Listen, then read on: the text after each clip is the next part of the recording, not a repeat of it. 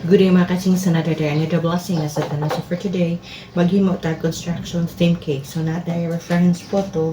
At the same time, nasa tayo toy. This is provided by our client. So kita na may balon saon pag butang sa mga toys. So let's go.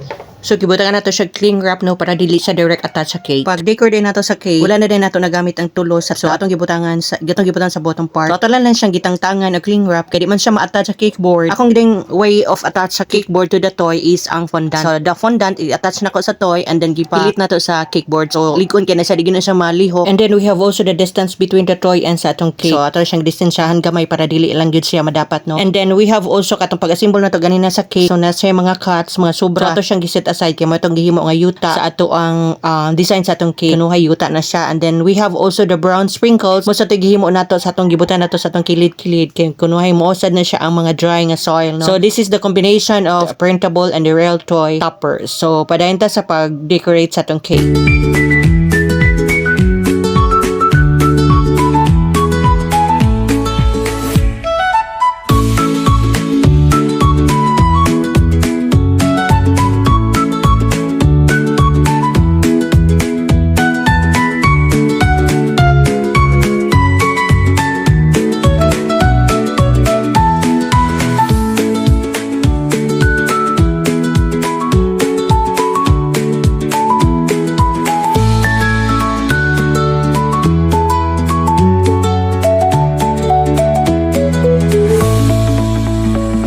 So we're done with our cake. So ari na sa atong 2 dozens of cupcakes. So this is the combination of yellow and white. And then we have the printable toppers with the theme construction. So napo na siya gi-decor na to no. So ato na siya gibutangan og mga sprinkles nga brown. So that's our cupcakes.